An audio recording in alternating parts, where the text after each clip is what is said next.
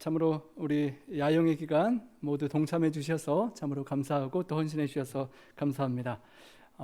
돌아오는 내일부터 6번에 걸쳐서 특별한 줌 미팅이 있습니다. 우리 가능한 분들 함께 동참하셔서 저번에 저희가 리트리트 갔을 때 들으셨던 내용과는 깊이가 다르고요. 우리 책자의 1장 챕터의 하나하나를 한 주마다 그렇게 다루게 됩니다. 좋은 기회를 다 활용해 주시길 바랍니다. 여러분, 솔로몬 하면 어떤 생각이 나십니까? 솔로몬처럼 좀 지혜롭게 살아보고 싶으십니까? 아니면 또 다른 좀 어두운 국면이 생각이 나시나요? 대부분 우리는 가장 지혜로운 왕 솔로몬을 생각하고 그렇게 생각하지만 또 한편으로는 상당히 어두운 인생의 그림자가 있었습니다.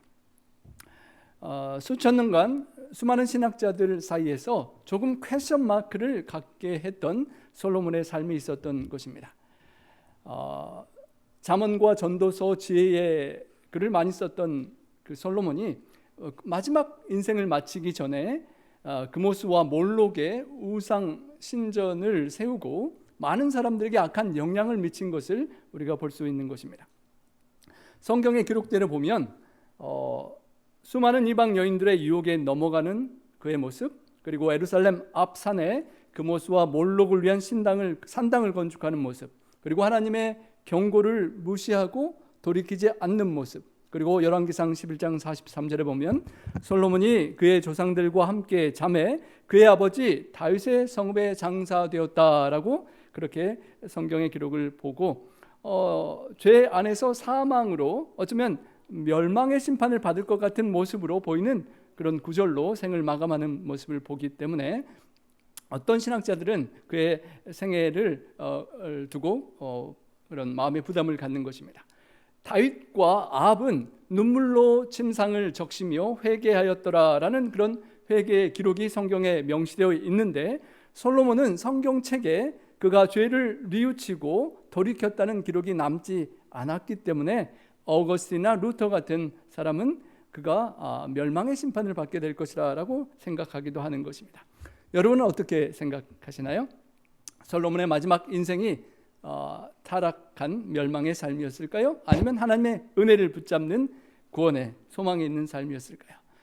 솔로몬의 인생을 우리가 반면 거울로 살펴볼 때 나의 인생은 마지막에 과연 어떻게 맞춰질 것인지 솔로몬의 삶을 한번 돌이켜 보면서 우리의 삶을 한번 비추어 보기를 원합니다. 여러분, 우리가 너무도 잘 아는 솔로몬의 탄생의 배경에는 다윗 왕이 밧세바를 간음하고 그의 죄를 숨기기 위하여 남편 우리아를 죽이는 사건에서 시작이 됩니다. 나단 선지자의 책망을 받고 첫 아이가 죽고 다윗 왕이 하나님 앞에 회개하여 죄를 범하였다라고 회개하는 그런 모습 이후에 솔로몬이 탄생하게 됩니다.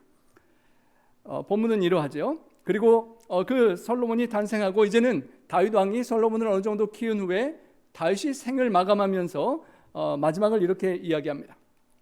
내가 이제 세상 모든 사람이 가는 길로 가게 되었노니 너는 힘써 대장부가 되고 내 하나님 여호와의 명령을 지켜 그 길로 행하여 그 법률과 계명과 율례와 증거를 모세율법에 기록된 대로 지키라. 여러분, 부모님으로서 마지막을 마감하신다면 사랑하는 자녀들 위해서 이런 말씀을 주시겠죠? 하나님의 말씀대로 살아서 축복을 다 받기를 원하는 다윗의 간절한 마음인 것입니다. 그리고 한 가지 부탁합니다. 하나님께서 너에게 맡기신 일이 있는데 네 아버지가 그렇게 금을 모으고 재정을 모아서 성전을 짓고 싶었지만 피를 너무 많이 흘린 이 손으로는 할 수 없기에 아들 내가 꼭 해주기를 나와 다른 너 아들 평화의 왕으로서 내가 못한 일을 꼭 이루어달라고 유언을 남기고 다윗 아버지의 눈에서는 많은 눈물이 흘렀을 것입니다. 그것이 부모님의 아버지의 자녀를 향한 소망과 소원이죠. 그리고 다윗은 이제 주안에 잠들고 솔로몬이 왕좌를 이어받습니다. 아버지가 죽고 나서 왕위를 노리던 이복형 아도니아와 또 옛 군사령관 요압과 다윗을 저주했던 시므이를 다 숙청하고 이제 솔로몬이 왕의 뒤를 이어가게 되었습니다. 하지만 그 유명한 다윗 왕의 뒤를 감당하기에는 솔로몬에게 너무도 무거운 상황과 짐스러운 그런 책임이었습니다. 그때 솔로몬이 이렇게 고백했습니다. 하나님 앞에 저는 작은 아이에 불과하여 출입을 알지 못하나이다. 종에게 지혜로운 마음을 주사 주의 백성을 재판하여 선악을 분별하게 하옵소서.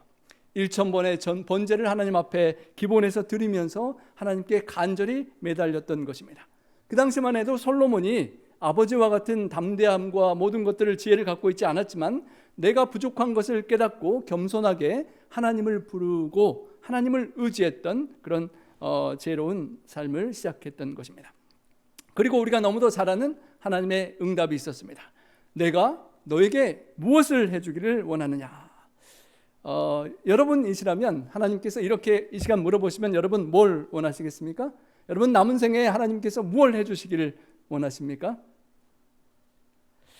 돈을 좀 많이 해서 일은 하나도 안 하고 남은 생애를 살고 싶습니까? 아니면 좀 아름다운 명예를 갖고 싶으십니까? 좀 권력을 한번 죽기 전에 누려보고 싶으십니까? 아니면 다른 건 다 없어도 좀 우리 방 박사님처럼 오래오래 좀 장수를 더 오래 누리고 싶은 마음이 있으십니까? 솔로몬은 하나님께 이걸 구했습니다. 주의 종에게 듣는 마음을 주옵소서. 여러분 듣는 마음, 지혜를 달라고 했는데요. 그 듣는 마음이라는 말이 원어를 보면 듣는 심장이라는 뜻입니다. 여러분 귀가 좋아야, 청력이 좋아야 잘 듣지요. 그런데 귀로만 들을 수 없는 마음속 깊은 감정과 그런 속을 헤아리는 심장의 그 아픔과 감정과 상처를 느낄 수 있는 그것을 들을 수 있는 지혜를 달라라고 하나님께 구했다는 것입니다. 히브리어로 레브 쇼메아인데 듣는 심장, 그냥 내 지식으로 어떤 말을 소리를 듣고 이런 의미구나라고 생각하는 그 지식을 넘어서서 하나님의 음성과 백성들의 고통을 감정적으로 들을 수 있는 그런 마음을 달라고 했다는 것입니다. 제가 지난주에 우리 집사람과 함께 우리 애준이를 앤드루스에 며칠간 데려가면서 많이 기도하고 속으로 혼자서 많이 울기도 하고 그런 시간을 보냈는데요. 그 듣는 마음이라는 것, 저희가 목회와 교회 생활 열심히 하면서 외아들을 나름 잘 돕고 서포트하고 예준이의 말을 잘 어느 정도 안다라고 생각했는데 지난 며칠간 그곳에 있으면서 제가 예준이의 속마음을 너무도 몰라주었구나라는 것을 많이 느끼게 되었습니다. 친구들에게 털어놓는, 그리고 거기에 어떤 상담자들에게 털어놓는 어떤 내용을 차마 엄마 아빠에게는 다 털어놓지 않는 예준이의 어떤 모습을 보면서 제가 마음이 많이 좀 아팠었는데요. 듣는 마음, 여러분 자녀들이 여러분에게 어떤 이야기를 할 때 문자를 보내거나 편지를 쓰거나 어떤 말을 표현할 때 저는 예준이의 마음을 다 안다고 생각했는데 그 뒤에 예준이가 차마 쉽게 아빠에게 다 털어놓지 않는 그 뒤에 숨은 아픔과 어려움이 있었다는 것을 조금 제가 깨닫게 되면서 참 하나님께 더욱 기도하게 되었습니다. 바로 솔로몬이 하나님께 간구했던 그 지혜가 그냥 어떤 말의 표현이나 그런 문자의 그런 문맥의 이해가 아니라 그 말을 표현하는 사람의 숨어있는 감정과 아픔과 고통을 듣고 헤아릴 수 있는 그런 마음이라는 것을 제가 깨닫게 되었는데요. 여러분의 사랑하는 자녀들의 어떤 표현과 마음, 불효를 혹 할지라도 그들이 우리에게 표현하는 그 마음의 배경과 속마음, 그들의 삶이 얼마나 힘들고 어려운지를 우리가 이해할 수 있는 그런 마음을 하나님께서 솔로몬처럼 우리에게 주실 수 있기를 간구합니다. 여러분, 솔로몬이 장수하기를 원하지도 않고 돈을 많이 달라라고도 구하지도 않고 내 원수의 생명을 멸하기를 구하지도 않고 딱 구했던 것은 송사를 듣고 백성들의 어떤 말을 듣고 그들의 속 마음의 아픔을 헤아릴 수 있는 그 분별하는 마음과 심장으로 느끼고 알아들을 수 있는 그것을 달라라고 기도했던 것입니다. 그러자 하나님께서 그 간구에 기뻐하며 지혜롭고 총명한 마음을 줄 뿐만 아니라 구하지 않은 부귀와 영광과 장수와 그런 명예를 다 주겠다라고 그렇게 하셨었죠. 그래서 그 지혜를 받고 그 듣는 심장을 가지고 첫 유명한 판단을 했던 것이 우리가 너무도 잘 아는 두 창기의 한 아이를 데려온 사건이었습니다. 한밤중에 한 창기가 아기를 눌러 죽이고 나무 아이를 뺏어 와서 이제 서로 자기 아이라고 하는 상태에서 솔로몬에게 나왔던 상황을 여러분 잘 기억하실 것입니다. 솔로몬이 어떻게 명령했죠?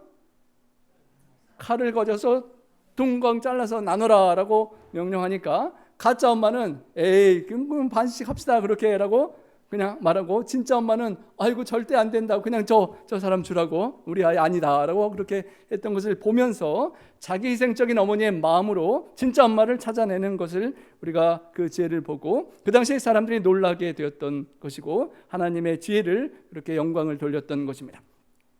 그 진짜 엄마의 아픈 속마음을 아는 듣는 마음이 하나님께 받았던 솔로몬의 지혜였던 것입니다. 솔로몬의 마음이 하나님께 온전히 드려졌을 때 그 듣는 마음, 하나님의 뜻을 그 심장으로 깊이 받아들이고 또 백성들의 고통과 아픔을 가슴 깊이 느낄 수 있었던 솔로몬이었던 것입니다. 그 솔로몬이 온전히 하나님께 마음과 뜻과 정성을 하나님께 드리고 신실하게 살아갔습니다. 7년간 두로암 히람과 동맹하면서 최상급 레바논 백향목과 채석장의 돌들을 가져다가 어떤 망치나 도끼 소리도 들리지 않게 채석장에서 다 돌을 다듬어서 운반하여서 성전을 건축하였습니다. 순금으로 입히고 그룹과 언약궤를 안치하기까지 그는 하나님께 온전한 정성을 쏟아 부었습니다.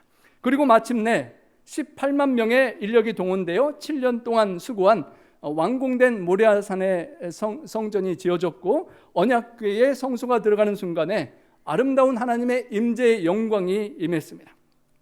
다윗 왕이 살아 있었으면 얼마나 기뻐했겠습니까? 여러분의 사랑하는 아들이 부모님의 소원을 받들고 7년간 충성되어서 성전을 짓고 하나님의 영광이 임하는 사건이 이루어졌던 것입니다. 참으로 전례 없는 번영을 누렸습니다. 세계적으로 동서남북으로 무역망을 펼치고 그 국가가 유명하여지고 수많은 영향력을 끼치게 되었습니다. 스바 여왕이 멀리서 찾아와서 눈으로 그 상황을 보고는 듣는 소문은 실제보다 훨씬 못하다라고 그렇게 평가할 정도로 그 솔로몬의 통치와 국가의 번영은 훌륭하였습니다. 그런데 그렇게 훌륭하게 번영하는 그 번영 속에 잘못된 길이 시작되기 시작합니다. 하나님의 지혜를 받았던 그 지혜와 지식이 서서히 교만함으로 착각으로 빠져들기 시작하고 외교적 동맹을 맺으면서 이방 나라와 교류하면서 서서히 영적인 타협을 하고 막대한 부와 건축 사업을 하면서 백성들의 고통을 잊고 백성들을 압제하고 세금을 많이 물리는 그런 상황이 시작되기 시작했던 것입니다. 분명히 많은 축복을 누렸는데 그 축복 속에서 하나님께 온전히 마음을 들이지 못하고 마음에 변질되고 서서히 저주의 길로 가는 모습을 보는 것입니다. 여러분, 솔로몬이 성전 건축하는데 7년이 걸렸는데 왕궁을 건축하는데 얼마나 소모했습니까? 거의 2배나 되는 시간을 나의 왕궁을 위하여 건축하고 겸손히 하나님의 사명을 감당했던 시간보다 나의 과시와 나의 욕망을 이루는 시간을 더 많이 소모하는 것을 보게 됩니다. 서서히 언제부턴가 마음이 하나님께로 갔었는데 자기 자신의 욕심으로 기울고 있는 것을 보게 됩니다. 여러분, 살아오신 인생이 다 다양하지만 얼마나 많은 부분을 하나님을 위해 살아오시고 얼마나 많은 부분을 나 자신을 위하여 살아오셨습니까? 하나님을 위해 산 시간이 더 많다 하시는 분 한번 손 들어 보시겠습니까? 나 자신을 위해 산 시간이 더 많은 것 같지요? 왕에게 이런 애언적인 명령이 신명기 17장에 주어졌었습니다. 3가지를 절대 왕이 되면 하지 말라라고 하나님께서 하셨던 것인데요. 병마를 많이 두지 말 것이요, 아내를 많이 두어 그의 마음에 미혹되게 하지 말 것이며 자기를 위하여 은금을 많이 쌓지 말 것이니라 라는 것이 왕에게 주어진 하나님의 명령이었는데요. 우리 그리스도인들이 모두 다 왕 같은 제사장이라고 우리 불리우는데 영적인 왕인 우리들의 삶은 과연 어떠한지 한번 솔로몬과 비추어 보기를 원합니다. 첫 번째, 솔로몬은 그렇게 하지 말라고 했는데 세상의 무기를 신뢰하기 시작하는 것을 보게 됩니다. 이집트로 돌아가서 병마를 구하지 말라라고 분명히 명령하였는데 솔로몬은 이집트에 가서 병거를 사왔습니다. 아버지 다윗 왕이 물맷돌을 던지며 하나님을 의지했던 반면 솔로몬은 세상의 무기와 군사력을 의지하기 시작했던 것입니다. 무기도에 세워진 거대한 마국간들의 흔적을 보면 그 당시 많은 병거와 말을 이집트에서 가져온 것을 알 수가 있고 성경에도 기록되어 있습니다. 그래서 하나님을 의지하는 것 대신 인간이 만든 오늘날 장갑차와 또 핵무기와 같은 그런 무기를 솔로몬이 의지하기 시작했던 것입니다. 자기의 지혜를 자랑하고 용맹을 자랑하고 군사력을 막강하게 하면서 하나님을 의지했던 첫 믿음을 서서히 잃어가기 시작했던 것입니다. 두 번째로 역대하 1장 15절을 보면 은금이 돌같이 흔해질 정도로 부유하게 되었다라고 합니다. 다윗 왕은 금을 모을 때에 성전을 짓고자 모았는데 솔로몬은 어느 때부턴가 나 자신을 위하여 은금을 쌓기 시작했습니다. 여러분 미국에 처음 오실 때 옛날 어른들을 200불 갖고 오셨다라고 들었는데요.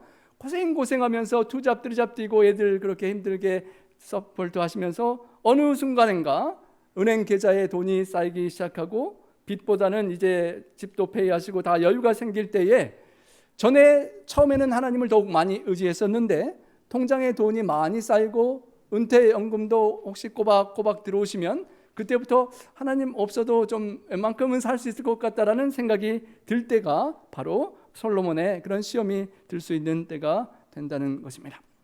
매년 돈이 들어오는데 666 탤런트의 금이 어마어마한 부가 꼬박꼬박 세금으로 다른 나라들에서 들어오는 것입니다.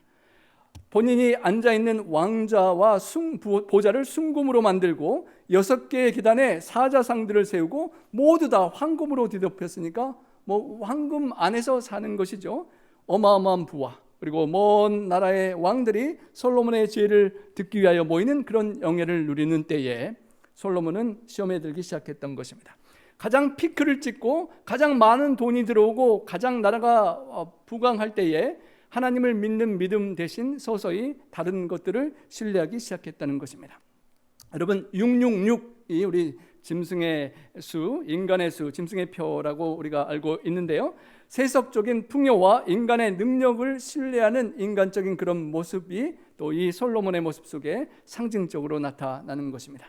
막대한 금이 정기적으로 꼬박꼬박 들어오면서 세상 걱정할 것 없이 대신 하나님을 잊어버리고 불확실한 재물에 소망을 두고 의지하기 시작했던 솔로몬의 모습을 보게 되는 것입니다.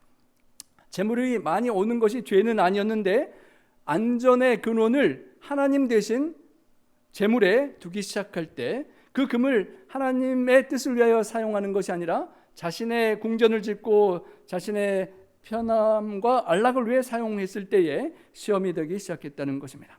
그리고 세 번째 불순종하는 모습도 나옵니다. 몇 명의 아내를 두었다고요?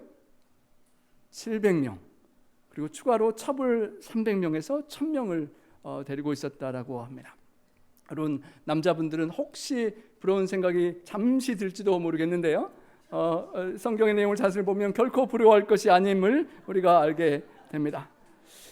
처음에 이렇게 했던 것은 이웃 국가들과 동맹을 맺고 저 막대한 국가의 딸을 내 아내로 맞으면 저 나라가 절대 우리를 침범하지 않을 거잖아요. 그러니까 국가적인 평화를 위해서 이 나라 저 나라 그렇게 공주들을 데려와서 이렇게 연결을 해두는 그런 정치적인 노력이었던 것입니다. 그런데 하나님께서 분명히 성경에 이방 여인과 통혼하지 말라라고 명령하셨는데 자기 생각에 국가적인 그런 정략적인 결혼을 해야만 안전할 것 같은 생각에 하나님의 말씀을 불순종하기 시작했고 그래서 결국 솔로몬이 그 마음을 하나님에서부터 빼앗기게 되었다는 것입니다.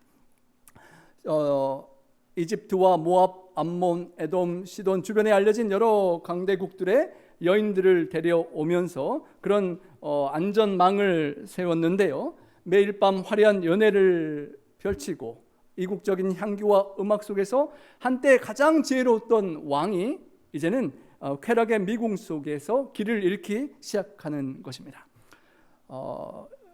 그 여인들이 하나님을 알지 못하고 왜 우리는 데려왔으면서 우리가 믿는 하나님은 못 믿게 하나요? 라고 한 명 두 명 말하는 그 어려운 상황을 그가 겪어야 했던 것입니다. 여러분, 우리 부부끼리 한 명 1대1로 살아도 서로 이렇게 신경 쓸 일이 상당히 어느 정도 있으실 때가 있잖아요. 근데 1000명의 부인들이 막 이렇게 하면 정신이 얼마나 없으실지 한번 상상해 보시기 바랍니다.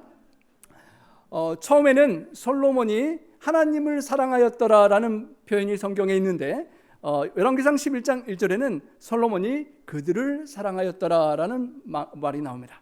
그러니까 한 마음이 있는데 처음에는 100% 하나님만을 사랑했던 솔로몬이 이제 이방 여인들이 한 명 두 명 늘어올 때 처음에는 하나님 앞에서 하나님 우리 국가의 안보를 위해서 그냥 데려오는 것입니다 라고 시작했겠지만 나중에는 좀 사랑스럽네 하고 마음을 빼앗기기 시작하고 하나님의 갈 마음이 이방 여인들에게 빼앗겼음을 볼 수가 있는 것입니다. 애굽왕 바로의 딸을 처음 데려올 때는 상당히 부담이 느껴졌겠죠. 죄책감과 하나님 말씀을 불순종하는구나 했다가 모압, 암몬, 에돔, 시돈 한 명 두 명 늘어나다가 나중에는 700명, 300명, 1000명 그렇게 가도 끝이 없는 그런 계속 그런 터널로 빠져 들어가는 것이었습니다. 여러분, 솔로몬이 황금 궁전에서 1000명이나 되는 최고의 똑똑한 아름다운 여인들과 살면서 가장 행복할 것 같은데 무슨 탄식을 할 수가 있었을까요? 여러분, 잠언에 이런 구절들이 나옵니다. 이어지는 비 오는 날에 이어 떨어지는 물방울은 다투는 부녀라. 그 1000명의 여인들이 한 사람 두 사람 짜증 부리고 다투기 시작하는데 물이 계속 뚝뚝뚝 떨어져서 잠을 못 자는 것처럼 솔로몬이 안정을 취할 수 없을 정도로 오늘은 이 여자 내일은 저 여자 계속 신경 쓸 일들이 생긴다는 것입니다. 얼마나 똑똑한 여자들이었겠습니까? 그 나라에서 가장 어쩌면 똑똑하고 가장 이쁜 여인들이 왔을 텐데 그 똑똑한 여자들끼리 이제 싸우기 시작하고 서로 솔로몬의 마음을 빼앗으려고 하고 내 나라를 챙겨달라고 서로 할 때 솔로몬의 머리가 아무리 지혜로워도 이제 복잡하게 되는 것이었던 것입니다. 또 표현하기를 그를 제어하기가 바람을 제어하는 것 같고 오른손으로 기름을 움켜쥐는 것 같으니라. 여러분, 가능하지 않죠? 불가능한 일을 자신이 해보려고 했다는 것입니다. 1000명의 여인들이 소음과 갈등을 일으키자 그 똑똑한 솔로몬도 통제할 수가 없었고 불가능한 상황을 이렇게 고백하는 것입니다. 여러분, 그 여인들이 모압 내 나라를, 암몬 내 나라를, 이집트 내 나라를 더 챙겨달라고, 더 신경 써달라고 막 그렇게 주도권 다툼을 할 때 솔로몬이 정말 괴로웠을 것입니다. 행복할 것 같았었는데 좋을 것만 같았었는데 황금으로 도배된 그 예루살렘 궁전이 로맨틱한 아름다운 장소가 아니라 서로 잘났다고 싸우는 공주들과 매일 일어나는 기싸움의 틈바구니 속에서 솔로몬의 영혼을 갉아먹는 지옥과 같은 그런 고통스러운 장소가 되고 말았다는 것입니다. 그래서 다투며 성내는 여인과 사느니 광야에서 살면 좋겠다라는 표현이 물론 잠언이 솔로몬이 완전히 타락하기 전에 쓰여졌다라고 하지만 어느 정도의 앞뒤를 놓고 볼 때 아무리 아름다운 여인도 필요 없고 똑똑한 여인도 필요 없고 그냥 혼자 좀 조용히 근심 걱정 없이 살면 좋겠다라는 말이 탄식이 나왔다는 것입니다. 차라리 비바람치는 지붕 구석이 더 낫겠다. 비를 맞더라도 여인의 그 복잡한 것보다 더 낫겠다. 다투는 여인과 함께 큰 집에서 사는 것보다 움막에서 사는 것이 나으니라. 여러분, 한 부인이나 혹시 홀로 계시더라도 예수님과 함께 이런 평안 속에 사는 것이 더 축복임을 우리가 감사하게 되는 것입니다. 솔로몬이 중년기에 뼈저린 경험담이 담겼으리라 또 상상하게 되는 그런 구절인 것입니다. 분명히 하나님께서 왕상 11장 2절에 그들과 통혼하지 말라, 너희의 마음을 돌려 그들의 신들을 따르게 하리라 라고 명령하셨는데 솔로몬이 착각하기를 가장 지혜로운 나는 괜찮을 것이다 라고 착각하고 나는 괜찮을 거야 라고 착각했다는 것입니다. 아내를 많이 두어서 미혹되지 말라고 했는데 나는 괜찮을 거라라고 하면서 불순종하기 시작해서 지혜로웠던 솔로몬도 결국에는 그 시험을 넘어가지 못하고 마음을 빼앗겼습니다. 처음에는 그 나라를 파멸시킬 생각이 절대 없었지만 나는 의라고 생각했던 솔로몬 왕이 그 나라를 파멸로 이끌어가고 말았던 것입니다. 다윗 왕이 4에서 6명의 아내와 첩을 거느리고 살았던, 또 밧세바를 가늠하는 정욕의 시험에 들었던 것들이 어쩌면 아들 솔로몬에 가서 1000명의 아내와 첩을 거느리는 치명적인 변이로 나타나는 것을 볼 때에 부모의 세대가 보여준 작은 그런 영적 타협이 다음 세대에 얼마나 그런 치명적인 올무가 되는지를 우리가 한번 생각해 보게 됩니다. 예준이를 생각하면 제가 조금 더 잘 살아야 되겠다는 생각을 이제 지난주에도 더 했는데요. 우리가 자녀를 생각하면 부모가 더 신실하게 살아야 하는 마음이 더 생기는 것입니다. 또 다른 면을 보면 솔로몬이 1명, 2명, 한 10명이면 됐지 뭐 1000명이나 필요할까라고 우리가 생각하는데 그 욕심은, 정욕은 채워지지 않는 것이라는 것입니다.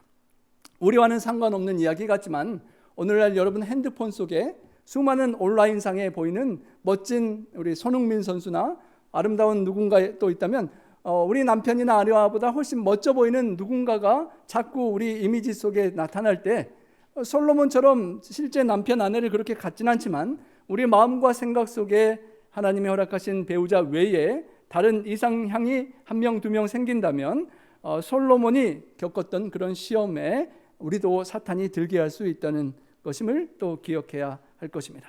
만족함이 없는 우리의 눈의 시험에 들지 않도록 해야 하는 것이죠. 그리고 솔로몬이 빠져들었던 타협을 우리가 함께 따라가는 타협을 해서는 안 된다는 것입니다. 처음에 이방 여인을 데려올 때는 국가적인 평안을 위하여 한다고 생각했지만 1명, 2명 데려올 때 아버지도 여럿 있었는데 나도 괜찮겠지라고 하면서 하나님 명령을 무시했지만 서서히 그 여인들을 사랑하게 되고 매달리게 되고 결국에는 타락의 길로 가는 끔찍한 결과를 낳게 되었던 것입니다. 여러분 이 이야기를 잘 아시죠? 추운 사막에서 낙타가 불쌍하게 와서 나 조금만 몸을 녹이게 도와주세요. 그러니까 우리 착한 우리 성도님들이 그래 머리만 넣어라. 그러니까 머리를 딱 받아줬더니 조금 있다가 조금 몸통 이렇게 나중에는 다 들어오고 여러분을 밖으로 밀친다는 그런 이야기가 있잖아요. 사탄 마귀가 여러분에게 조금만 타협하자라고 하고 한 번만 그러자고 내일부터 하고 오늘은 그냥 교회에 빠지자라고 그렇게 타협을 하면서 여러분의 첫사랑을 빼앗는 것이고 결국 우리를 멸망으로 몰아가는 것입니다. 여러분 솔로몬의 타협하는 모습을 보시기 바랍니다. 처음에 데려온 어떤 여인이 고향이 그리워서 홈식해서 조그만 그런 우상 하나 들고 왔는데 그거를 뭐라 하려고 하다가 불쌍하니까 놔뒀겠죠. 안에 밖에 성전에 다른 사람이 보이게는 못 나누지만 그냥 침실에 자기 방에 하나 우상 놔두는 것쯤이야 불쌍하니까 좀 놔뒀겠죠. 그러다가 점점 거룩한 성전 마당에 이방 신들의 제단이 세워지기까지 그렇게 점점 낙타가 자리를 차지하게 되었던 것입니다. 처음에는 합리적인 외교라고 시작했는데 나중에는 그 아내들의 문화를 존중해 준다라고 생각하고 왕궁의 조각상들이 들어오는 것을 허용했는데 그 관용을 이해로 착각하면서 살았는데 아내들의 마음을 들어주는 대신 하나님의 경고를 불순종하게 되었던 것입니다. 결국은 우상 숭배하는 그런 산당을 건축하기까지 타협하게 되었던 것입니다. 여러분 좀 아내들을 품고 관용하고 불쌍하잖아요. 외국에서 그 먼 나라에 와서 고향 생각하며 눈물 흘릴 아내에게 조금 고향 생각나는 그 우상 숭배를 관용해 주었던 것이 또 사랑스러운 아내를 위해서 조금 재정을 투자해서 산당을 지어주고 나중에는 그 모습 밀곰 신들에게 분양하고 제사하는데 좀 같이 가자 하는 재촉에 사양하다가 한 번, 두 번 동참하게 되고 나중에는 심지어 몰렉의 제단 유아를 인신으로 바쳐드리는 그런 제단에까지 함께 가게 되었던 것입니다. 여러분 타협이 얼마나 깊이 가는 것인지를 우리가 보게 됩니다. 창세기 6장에 하나님의 아들들이 사람의 딸들과 혼인할 때에 그들이 처음에 그 사람의 딸들을 하나님 품으로 인도하리라고 생각했을지 모르지만 거꾸로 세상의 죄에 동화되어서 홍수 심판을 불렀던 것을 기억합니다. 솔로몬이 착각할 때 이방 나라의 모든 공주들을 데려와서 전도하면 온 세계의 복음화가 되지 않겠습니까? 그런 생각이 얼마나 있었는지 모르지만 거꾸로 솔로몬이 그 여인들의 우상 숭배로 타협하게 되었던 것을 보는 것입니다. 트로이 목마 것처럼, 치명적인 바이러스가 들어오는 것처럼 한 명, 두 명 다른 나라의 여인들이 들어오면서 우상 숭배와 이방적인 유혹들이 침투하기 시작했다는 것입니다. 솔로몬이 젊었을 때는 하나님께 기도하고 성전을 헌신하여 드리고 경건히 기도하며 하나님의 언약궤를 안치하고 하나님의 영광을 보았었는데, 언제부턴가 타협한 이후에 그 손으로 예루살렘의 언덕 위에 악령들을 위한 그런 산당을 짓고 말았던 것입니다. 아스다롯과 그모스와 몰렉의 산당, 심지어는 그 몰렉의 산당에서는 붉게 달아오른 청동의 우상 팔 위에 어린 아이를 산채로 놓는 끔찍한 제단을 짓기까지 했다는 것입니다. 젊었을 때 하나님께 받은 지혜로 아기를 잃은 엄마의 아픔을 달래주고 진짜 엄마를 찾아주었던 솔로몬이 이제는 나이가 들었는데 그 귀한 아이들을 우상에게 뜨거운 팔에 받쳐 죽이게 하는 끔찍한 결과를 살아가게 된 것입니다. 어떻게 솔로몬이 이렇게 변할 수 있었을까요? 서서히 조금씩 타협했기 때문입니다. 성전을 세웠던 바로 앞에 우상 산당들이 세워집니다. 처음에는 하나만 세워줘야지 했는데 다른 여자가 저 여인 거는 세워주는데 왜 내 거는 못 세워줘요? 라고 따지면 또 지어지고 그렇게 늘어나게 되었던 것입니다. 여러분, 성전 앞에서 하나님의 임재의 성전 바로 앞에 우상 숭배, 관능과 쾌락과 권력과 인신제사의 그런 우상 제단들이 세워지기 시작했던 것입니다. 솔로몬의 마음이 하나님께 온전히 드려졌었는데 이제 마음을 빼앗기고 마음이 나누어지는 것입니다. 우리의 마음도 하나님 앞에 얼마나 100% 하나님께 드려졌는지, 아니면 우리의 마음의 일부가 세상에 빼앗기지 않는지를 생각해 보게 되는 것입니다. 아침에는 거룩한 분향이 성전에서 하나님께 드려지고 예배가 드려지는데, 반대로 예루살렘 맞은편 감람산에서 몰록에게 어린아이를 불태우는 끔찍한 제사의 연기가 동시에 또 올라갔던 것입니다. 여러분, 어떻게 이런 일이 있을 수 있을까라고 생각하지만 오늘날도 우리가 이런 삶을 살아갈 수가 있다는 것입니다. 아침에 우리가 새벽에 기도하고 말씀을 보고 하루를 시작하지요. 그런데 언제부턴가 삶의 중간에 삶이 복잡하고 짜증도 나고 세상 걱정할 것, 돈 문제, 관계 문제 하다 보면 우리가 마음을 세상에 빼앗기기도 합니다. 이렇게 안식일에 하루를 구별하여 온전히 우리 하나님을 기억하고 예배 드리지만 삶의 현장으로 또 나아가서 하루 이틀 사시다 보면 또 세상의 마음을 빼앗기고 또 다른 그런 우상에 하나님보다는 더 세상 것에 마음을 빼앗기는 그런 연기가 또 우리 삶에서 올라갈 수가 있음을, 세상의 욕심과 권력과 세상 쾌락의 시험에 들 수 있음을 우리가 기억하는 것입니다. 우리의 삶 속에 이런 혼합된 타협이 있지 않도록 솔로몬의 삶을 반면 교사로 우리가 삼아야 할 것입니다. 여러분, 솔로몬처럼 하나님이 여러분에게 나타나셔서 말씀해 주시거나 만나 주시면 여러분은 절대 그러지 않으시겠죠? 하나님을 우리가 못 만나고 못 들어서 그런 것 같은데요. 그런데 솔로몬이 2번이나 하나님의 임재를 직접적으로 체험했음에도 불구하고 솔로몬이 이런 시험에 드는 것을 볼 때에 아무리 우리가 실제로 하나님을 만나고 소리를 듣는 그런 경험이 있다 할지라도 우리도 그런 시험에 빠질 수 있다는 것입니다. 오히려 더 중요한 것은 우리가 보지 않고 음성을 직접 듣지 못한다 할지라도 매일 매 순간 주님께 마음을 온전히 드리는 삶을 살아야 한다는 것입니다.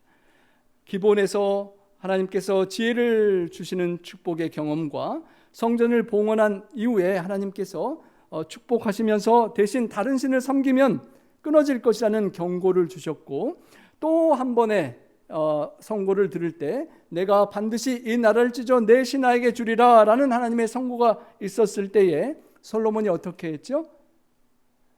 그 분열되는 나라의 10나라를 차지할 여로보암을 자신의 손으로 죽이려고 했던 하나님의 뜻에 반대되는 그런 실천을 하려는 솔로몬의 불순종의 모습을 보는 것입니다. 솔로몬이 무릇 지킬 만한 것보다 내 마음을 지키라, 이에서 생명이 근원이 이에서 남이라 라고 분명히 머리로는 알았는데 그 마음을 100% 지키지 못하고 생명에서 떠나가는, 자신이 우상 숭배하고 수많은 백성들에게 우상 숭배에 영향을 미치는 것을 보게 되는 것입니다. 여러분, 하나님의 은총을 떠나가고 계속 불순종할 때에 성경 본문에 보이는 놀라운 그런 징계와 또 고난의 상황들을 보게 됩니다. 북쪽에서는 수리아의 르손이 괴롭히고 남쪽에서는 에돔 사람 하닷이 괴롭히며 내부에서는 여로보암이 고통을 주는 그런 상황들이 이렇게 계속 반복되는 것을 보며 우리가 불순종하는 사람의 그런 어려움을 우리가 목격하는 것입니다. 그리고 솔로몬의 손에서 찢어서 10지파를 여로보암에게 주겠다라고 하셨습니다. 통일 왕국 하나의 연합된 나라가 솔로몬의 타협과 불순종 속에 나라가 분열되는 끔찍한 상황이 벌어지게 되었던 것입니다. 북쪽의 10조각의 북방 이스라엘이 여로보암에게 주어지고 한 조각, 그렇지만 두 지파가 속한 그 남방 유다가 분열되는 그 아픔과 고통이 솔로몬의 마음이 나누인 것으로부터 시작되었던 것입니다. 여러분, 우리의 마음이 100% 온전히 하나님께 드려지고 나누이지 않아야만 우리의 사랑하는 가족과 교회와 또 공동체가 이렇게 나누이지 않을 수 있음을 우리가 기억하는 것입니다. 하나님 앞에 어렸을 때의 충성됨을 나이가 들어서도 끝까지 계속 충성되게 드릴 수 있는 그런 삶을 우리는 살 수 있어야 할 것입니다.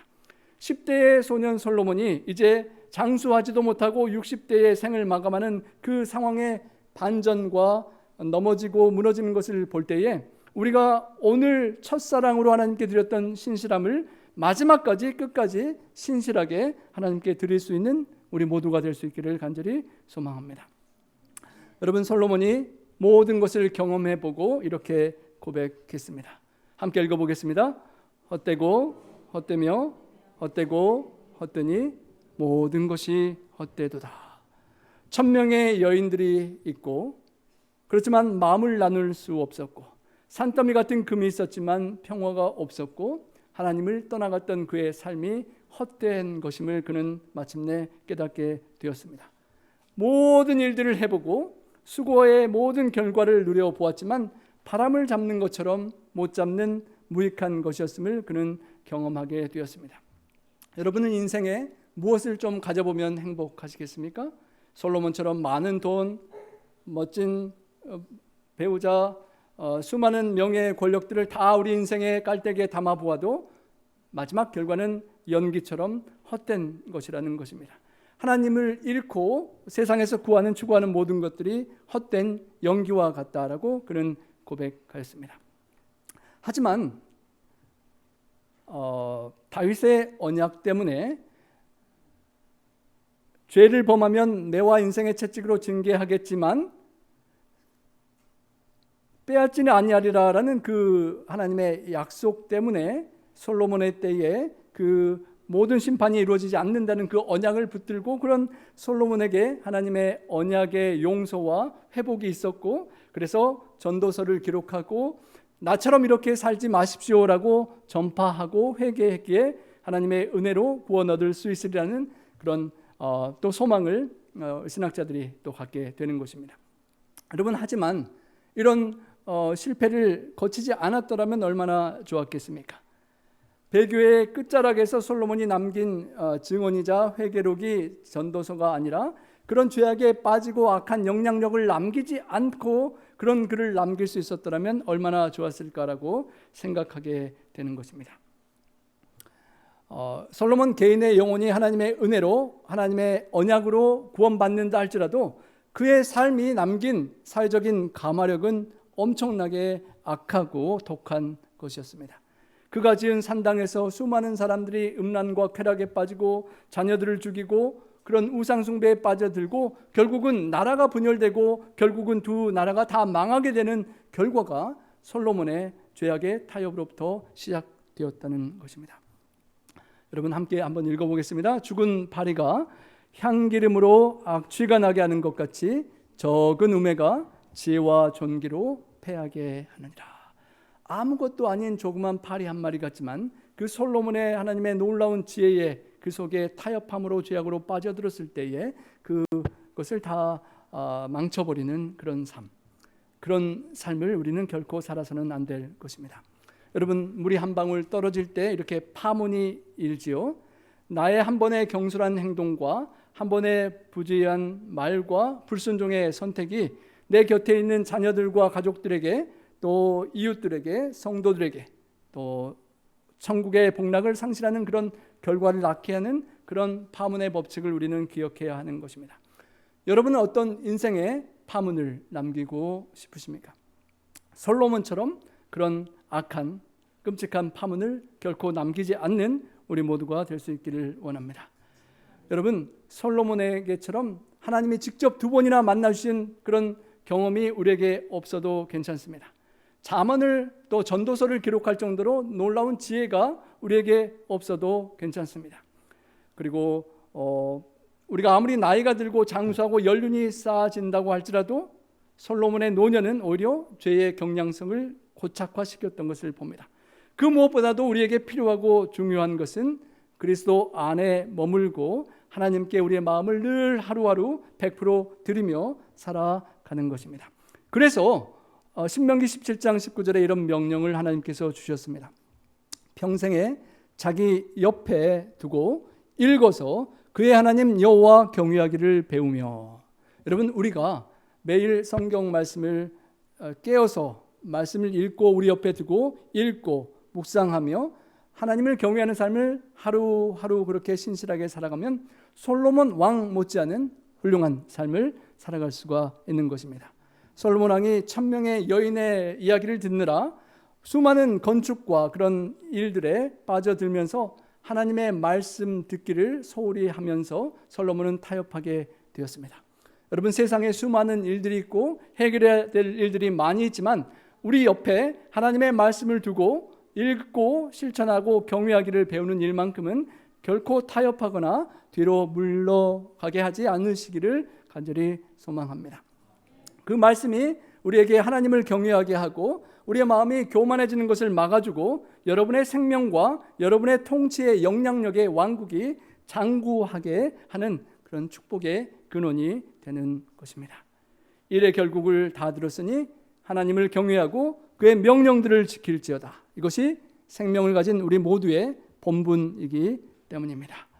여러분의 마음의 닻을 어디에 내리고 계십니까? 우리의 세상의 수많은 것들이 아닌 하나님께서 우리에게 주신 생명의 말씀 안에, 그리스도 안에 그 닻을 내리시기를 소망합니다. 이제 솔로몬의 삶을 정리하며 우리의 마음을 결심을 드리고 말씀을 드리고자 합니다. 여러분, 처음 사랑, 솔로몬이 1000번의 제사를 드리고 하나님께 온전히 드렸던 온전한 마음을, 첫사랑을 하나님께 드릴 수 있기를 바랍니다. 첫사랑을 버렸느니라 라는 그 말씀과 같은 그 잃어버린 첫사랑을 다시 회복할 수 있기를 원합니다. 기본에서 하나님께 온전히 마음을 드리고 하나님의 뜻을 온전히 듣고 백성의 뜻을 들을 수 있는 온전한 마음을 달라는 그 간구를 우리가 드려야 할 것입니다. 우리들의 삶 속에 들어오는 작은 타협, 조그만 구멍과 같은 그 타협의 구멍으로 홍수처럼 댐이 무너지는 죄악이 들어오지 않도록 타협을 경계해야 할 것입니다. 조그만 우상, 하나님보다 더 좋아하는 돈이나 명예나 권력이나 세상의 산당이 우리 안에 세워지지 않도록 해야 하는 것입니다. 이 조그만 것 정도는 괜찮아라고 생각이 솔로몬의 인생을 무너뜨리고 말았습니다. 아주 작은 죄를 들어오는 것을 여러분 타협하지 않게 되시기를 바랍니다. 딱 한 번만, 아무도 모르는 것, 하나님만 아시는 그것을 타협하지 않아야 하는 것입니다. 왜냐하면 그 죄가 결코 작은 채로 머물러 있지 않고 계속 자라나기 때문입니다. 씨앗처럼 그 죄악이 자라나고 뿌리를 내리고 여러분의 온 삶을 솔로몬의 그런 노후처럼 집어삼키기 때문입니다. 작은 타협이 큰 타락을 낳고 모든 우리의 왕국을 무너뜨리는 것입니다. 마지막으로 여러분, 인생의 끝이 시작보다 더 중요합니다. 과거에 열심히 잘 살았지만 끝을 타협하면 안 되는 것입니다. 잘 시작했던 솔로몬이 마지막에 나쁜 그런 오점을 남기고 말았습니다. 일이 끝이 시작보다는 낫다는 말씀을 기억하면서 여러분, 여러분의 인생을 어떻게 끝내시길 원하십니까? 10년 후에, 20년 후에, 언제일지 모르지만 나의 생이 마감되는 그 인생의 마지막 날에 어떻게 하나님께 고백하기를 원하십니까? 솔로몬처럼 헛되고 헛된 인생을 내가 살았구나라고 탄식하시겠습니까? 아니면 하나님 감사합니다, 저와 동행해 주셔서 감사합니다 고백하시길 원하십니까? 솔로몬이 권면한 것을 기억하기를 원합니다. 일의 모든 결국을 다 들었으니 생이 마치는 그때까지 하나님을 경외하고 그의 명령을 지킬지어다. 이것이 우리 모두의 본분입니다. 돈도 명예도 지혜도 권력도 다 뒤로 하고 가장 중요한 것은 나와 생명을 주신 하나님과의 관계요, 그 마음이 100%인 것입니다. 솔로몬의 두 번의 기회가 있었죠. 기본에서 하나님을 만났고 성전을 온전히 봉헌한 후에 경고를 들었던 기회가 있었는데 솔로몬이 듣지 않았습니다. 여러분, 하나님께서 우리에게도 오늘 말씀하십니다. 지금 오늘 돌아오고 보라, 지금은 은혜 받을 만한 때요, 보라, 지금은 구원의 날이로다. 오늘 우리가 하나님 앞에 내 마음속에 숨겨져 있는 그 작은 타협을 버릴 수 있기를 원합니다. 그리고 처음 사랑을 완전히 회복하는 오늘, 지금 이 순간부터 하나님과 새롭게 다시 동행하기로 여러분 마음을 들이시기를 바랍니다. 하나님, 오늘 이 순간부터 솔로몬과는 다른 삶, 하나님 앞에 아름답게 남는 삶, 그렇게 살 수 있도록 도와주십시오. 이렇게 함께 간구하며 헌신의 찬양을 우리 다 함께 일어서셔서 하나님께 헌신의 마음을 드리도록 하겠습니다.